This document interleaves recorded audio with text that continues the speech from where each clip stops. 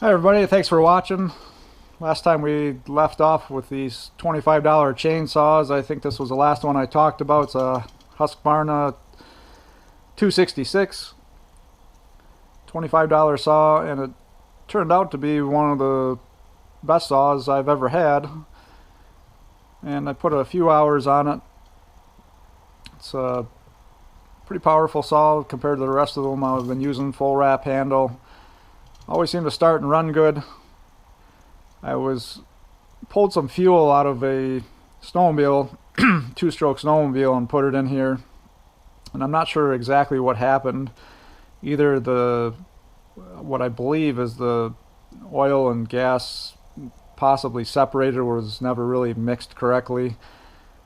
And I think what happened is I ended up straight gas and I lost compression. Didn't seize up, but just lost compression as it ran out of that first ran out of the first tank full of fuel that I pulled out of that snowmobile.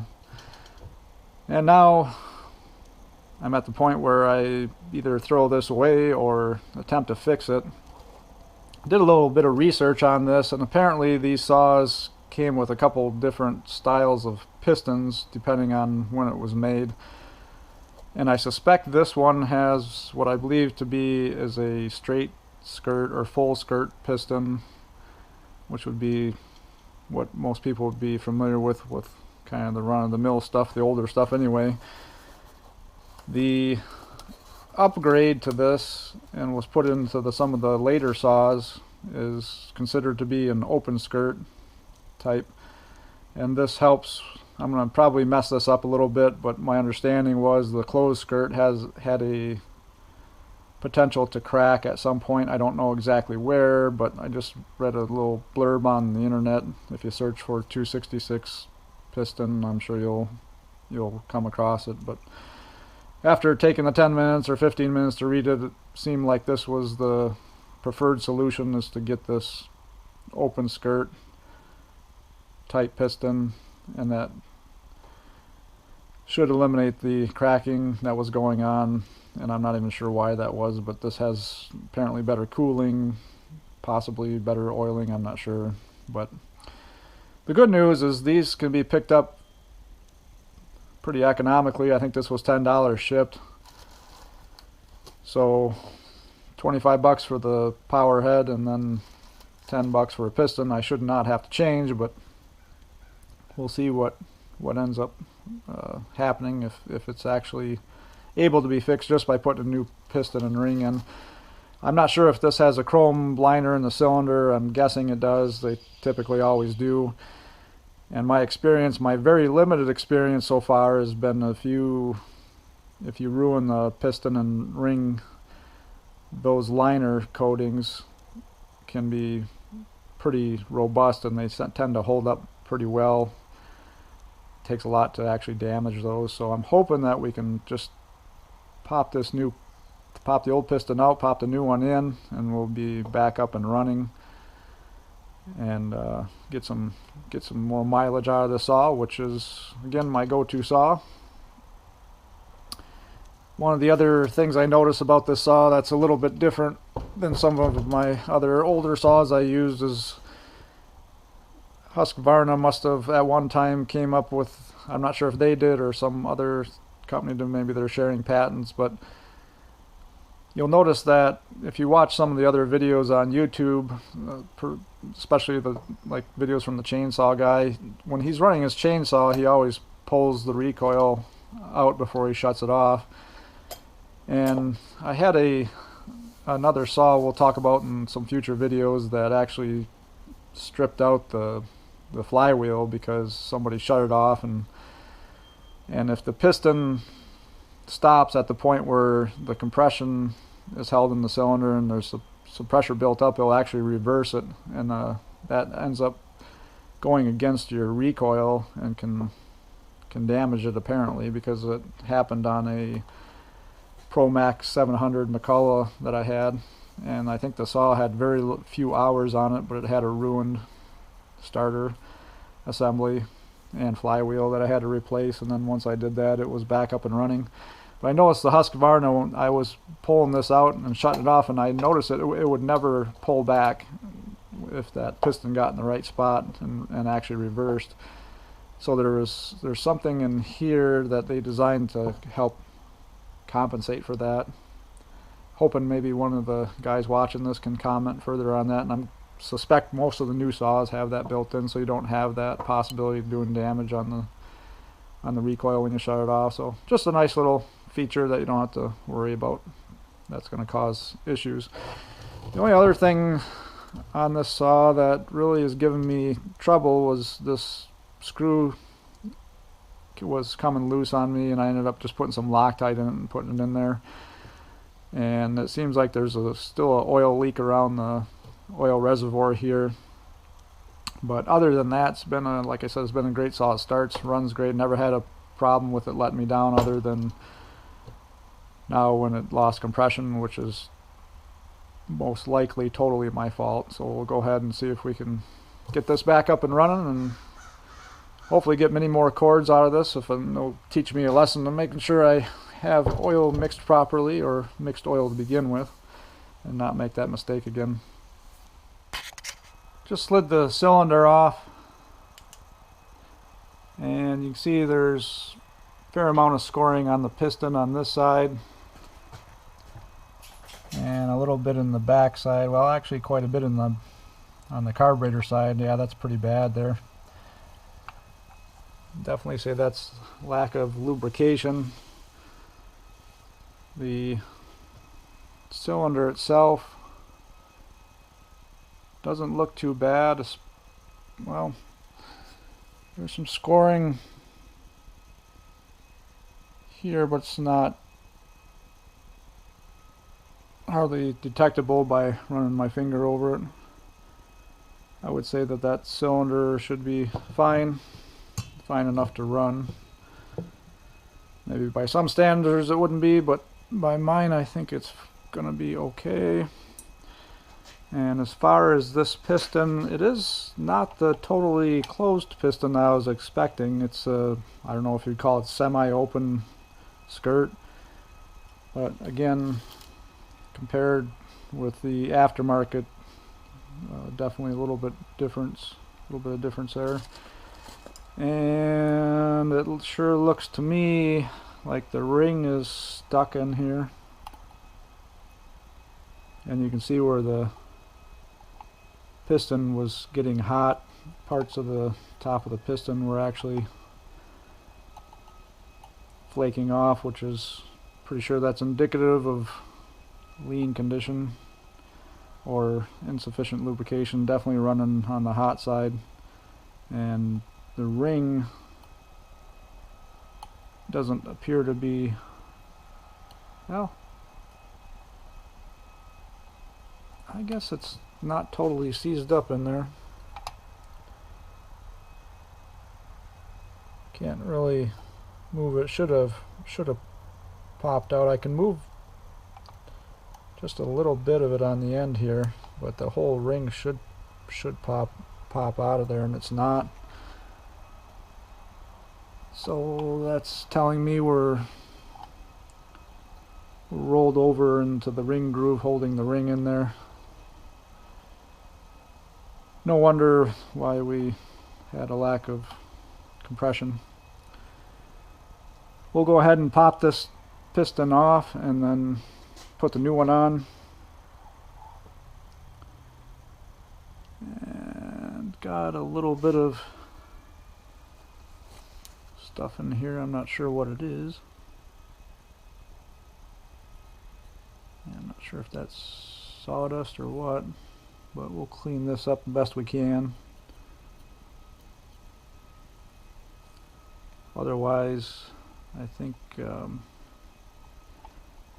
connecting rod bearing feels tight. A little bit of looseness in the wrist pin, but we have a new one. Hopefully we'll take up some of that. If that's bad, I'm not sure. That may be acceptable. I'm not a chainsaw expert by any means, but I do know that this piston is not acceptable and chances are when we get that changed out, we'll be back in business. So that'll be our next step. We'll put that new piston in, put it back together, and see if we can continue to cut wood with it.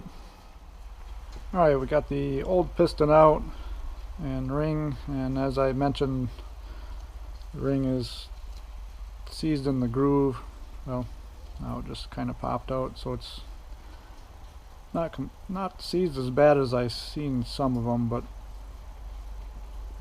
it's a little tight on this side here. Imagine it could be worked out, but that would explain our compression loss. Got the new piston ready with the ring, and we'll go ahead and put that on, and we'll put the new pin in as well. I see this kit did not come with the wrist pin retainer, so I'll have to reuse the old ones.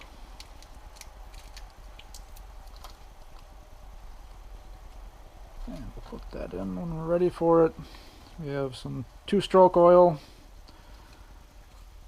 Never hurts to put more than enough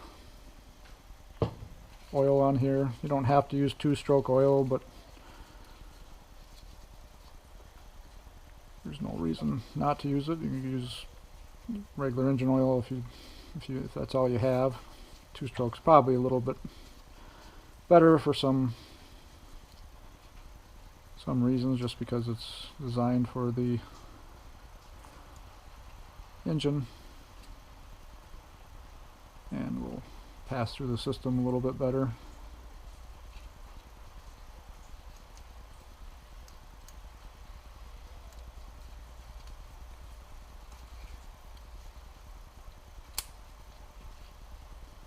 Okay, and just going to compare that we have the ring on the right way, which we do. Generally there's writing on top of the ring, and either my eyes are getting bad, I can't read it, or it's not on there, but you want to put it so that the slants are down, so that when the ring compresses, it uses the centering pin or the retaining pin. It wants to huddle around that to keep it from rotating. And then the arrow points towards the exhaust side, so the piston's going to end up going in like this. And we can confirm that as well with this one, because this is where we saw the wear on the piston on the carburetor side, which is towards the back. This piston doesn't have an arrow that I can see, but maybe it either wore off or flaked off, I guess, when the piston saw damage, or it's just hidden underneath a little bit of carbon. And now we can put our pin in, and we'll make sure we got our 2-stroke oil on that as well. And we probably wouldn't hurt to, oh, there's the retaining rings. Good thing I flipped that over. That might have been a problem leaving those in there. They'd have passed out the exhaust, it would have been fine. Good, so they do come with retaining rings. And let's go ahead and put a little bit of oil on the bosses.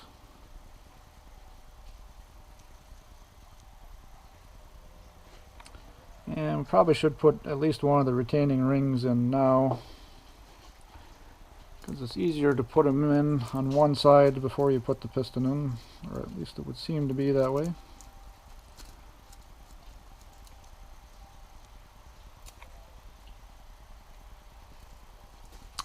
I know I'm going to hear a little bit of comments about how come I didn't clean the saw out better when I'm doing this job, and I don't disagree. It's better if you can clean it up as best as you can. You definitely don't want a lot of that grime going inside the crankcase, but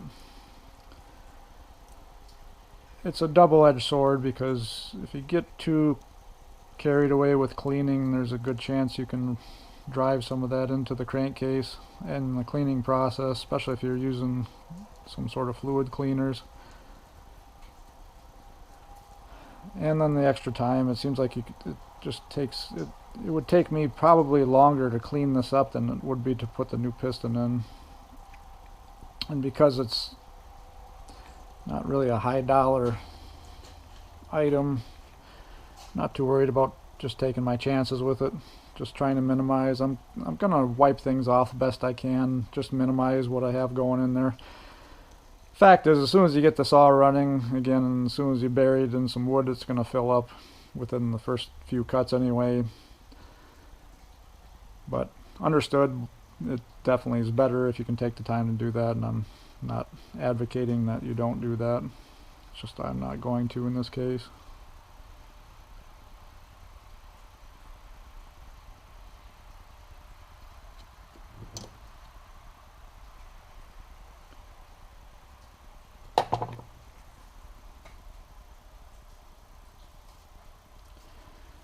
And bear with me while I put these in. I haven't done a lot of these. I'm sure there's a trick to it that I don't know. I'm guessing somebody will put that in the comments to help me out for my next one.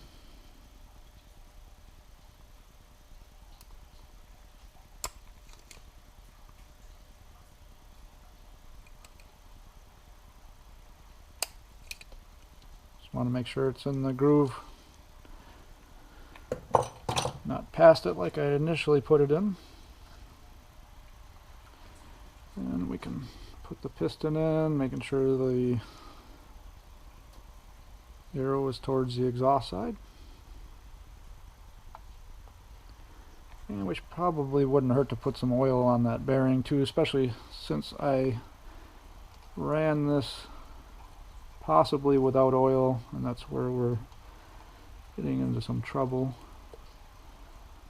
Might as well put oil on everything here while we're in there.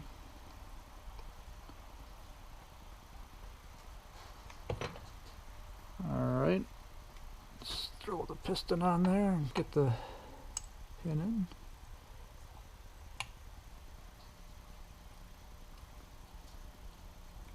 I got the retainer ring on the left side, so I'll have to put the pin in on the right side.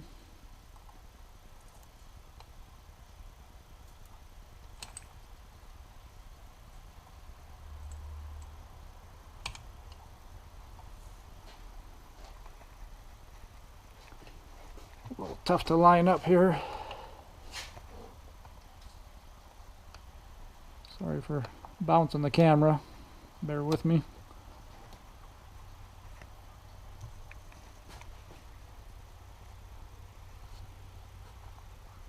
I think I got it to start.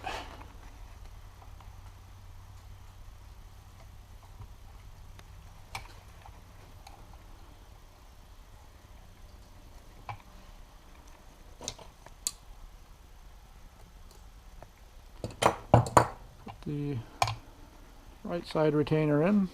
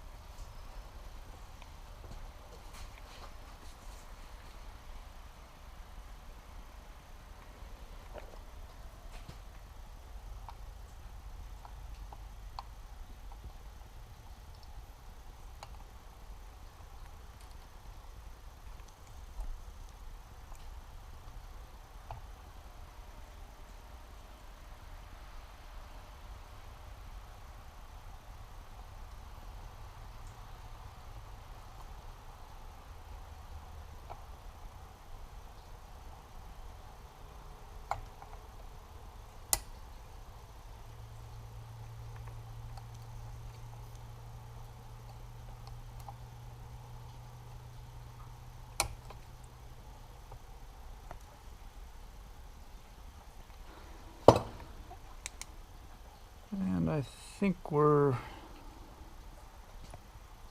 in the groove. I'll have to double check that.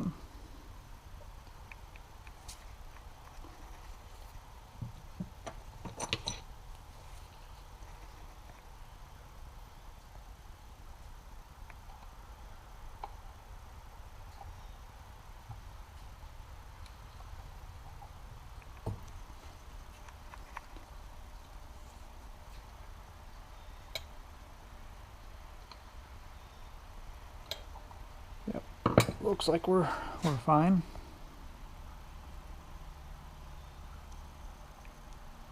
And into the groove.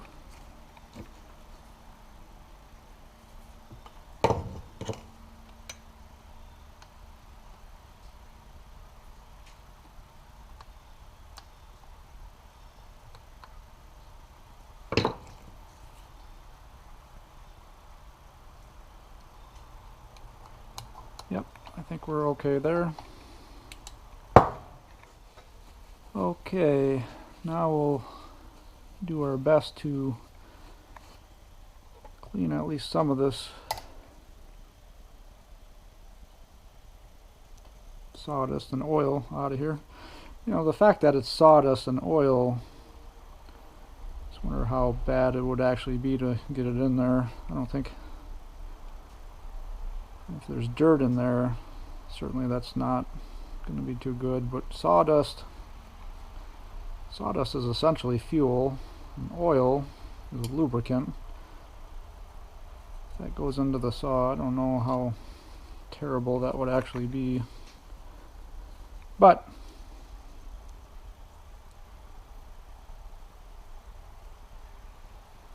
get out what we can just to minimize any problems that it could cause.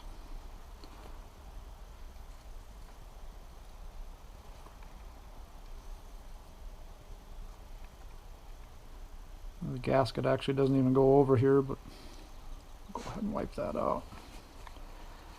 And the other thing you'll need is a piston ring compressor and a piston stop. I can't remember what these little plastic rods are for. I think that's to I can't remember. I don't know if that's to get the flywheel off. You put them in the cylinder, it holds the... I can't remember. Somebody can throw it in the comments what that's for. Alright, let's go ahead and get our paper towel as clean as we can. Let's wipe off this gasket face to some extent. Alright, now we'll slide in our piston stop. And that prevents our piston from being pushed down into the, or causing it to become crooked by going down into the crankcase. Keeps it steady there. And now we can get our compressor, ring compressor, pick out the right size one that we need.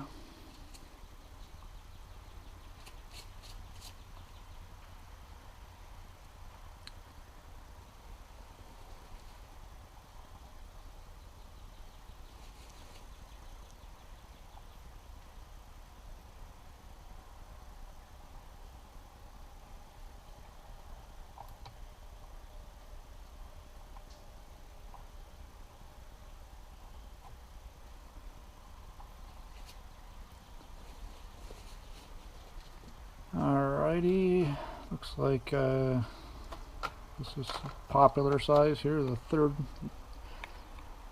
smallest or second largest.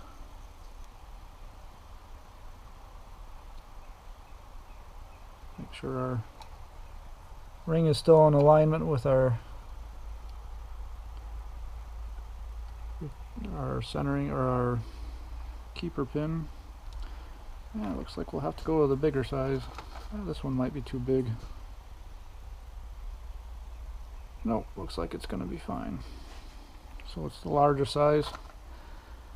And we'll go ahead and get some oil on that. The next thing I want to do to have this ready is we'll just wipe off this gasket surface too. saw has a gasket in it, so nobody tried to eliminate that. Assuming this is stock. And I'm not trying to get any more out of this saw. It's plenty strong enough for what I'm doing, for just picking up trees around the house here. Don't really want to. I'm more concerned about longevity than getting a very minor horsepower improvement or efficiency improvement at the expense of longevity. Not saying that taking the gasket out and raising the compression is going to actually jeopardize that, but as you can see, the biggest thing that jeopardizes is not putting in mixed fuel.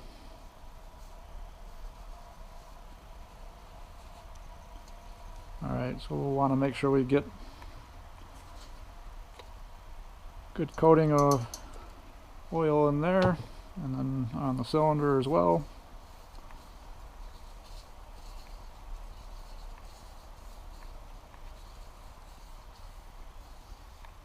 Or I'm sorry, on the piston I mean.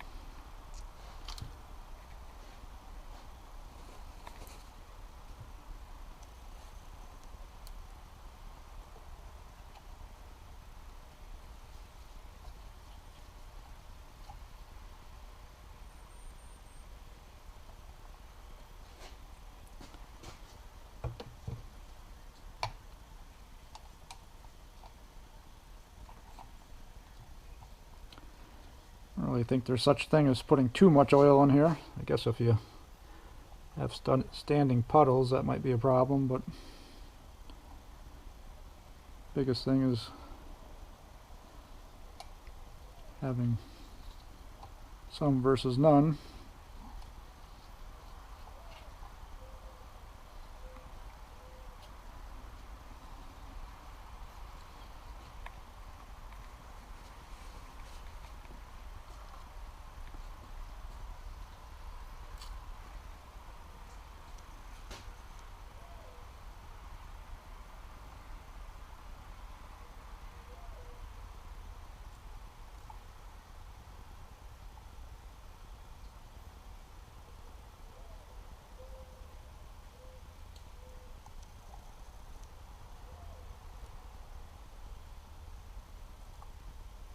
And I'm not sure if I like the way this is really closing down on here.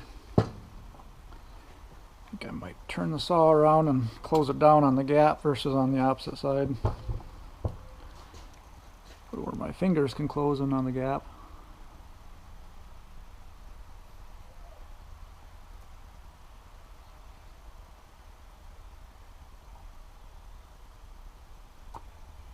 There. I like that a little bit better.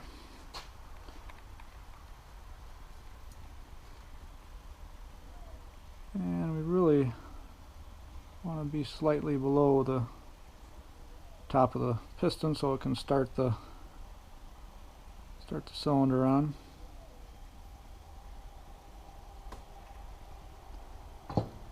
This is probably the third piston I've done, I guess, in my life. Probably shows.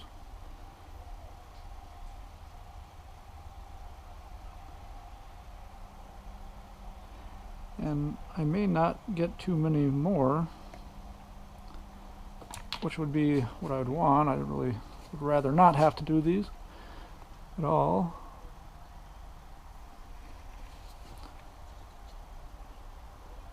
So this may be my last one, we'll see.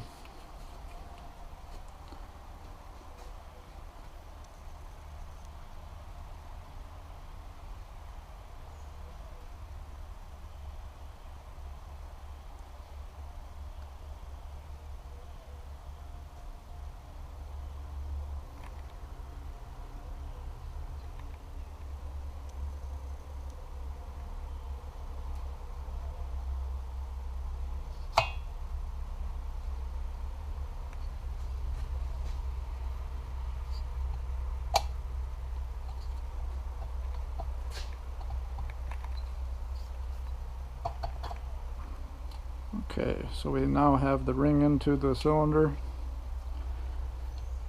and we can remove our tools now. Try to minimize knocking any stuff into the cylinder. Hopefully we didn't leave any parts behind. Bags, retaining rings, things like that.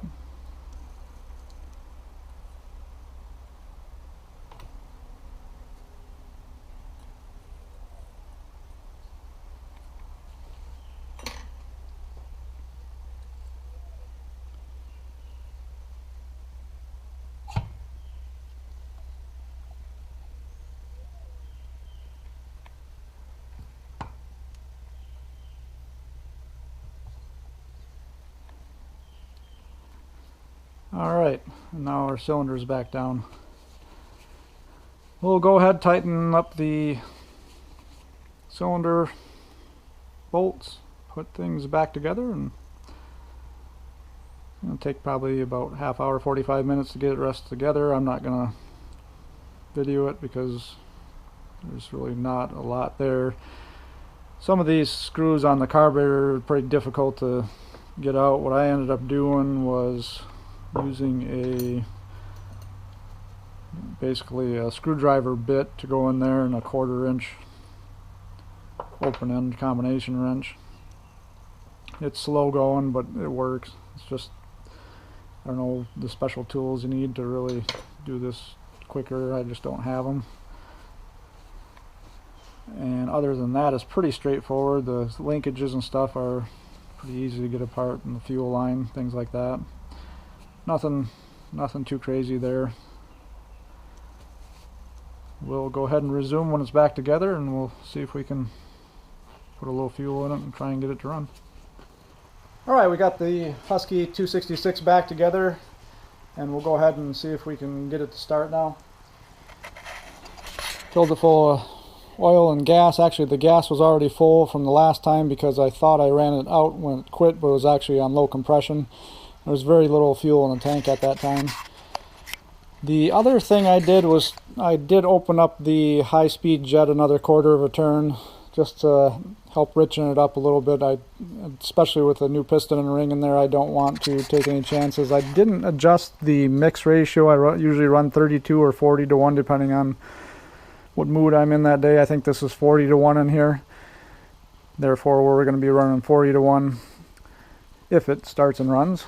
And there's the old piston. We'll take one more look at it. You can see where the ring is stuck. A little bit of damage to the top of the piston, some flaking, and then definitely some pretty heavy scoring on the intake side of the piston. Other than that, I didn't see any cracks or anything in there. Let's go ahead and see if this thing will fire up, and hopefully we'll have a saw that we can rely on for a few more cords of wood. So let's see what happens. Alright, I have to confess that I wanted to run this the first time for you guys after I put the piston in.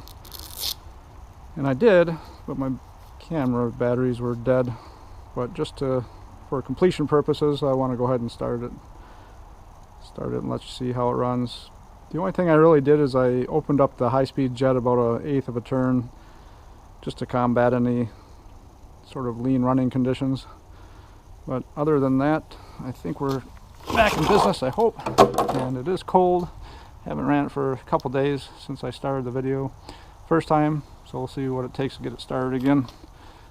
I don't suspect that it'll take much.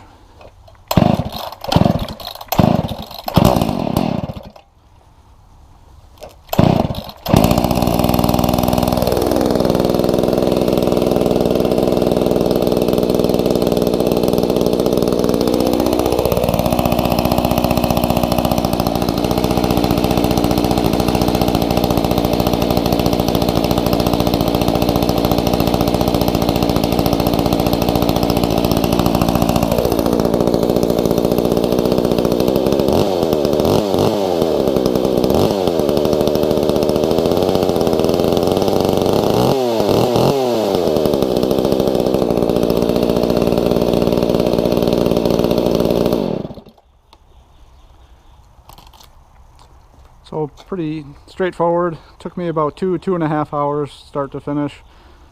You know, it would take me a little bit longer if I would have spent more time cleaning it up, which I probably should have did, but good enough for my purposes. Looking forward to continuing to run that saw. It's probably one of the better ones I have, which probably isn't saying much, but it's good enough to get the job done for what I'm using it for. So looking forward to that. It's actually amazing that you can get a new piston, wrist pin, and rings and retainers for $10 shipped to your door. I would think shipping has got to be at least half, and you'd think materials would be at least half of the rest of the components, let alone the associated manufacturing that goes along with it. But don't look a gifted horse in the mouth, I guess. We'll go ahead and take these cheap parts and put them together and keep our chainsaws running. We'll see how long it lasts us, hopefully for many, many years. Thanks for watching. We'll see you guys next time.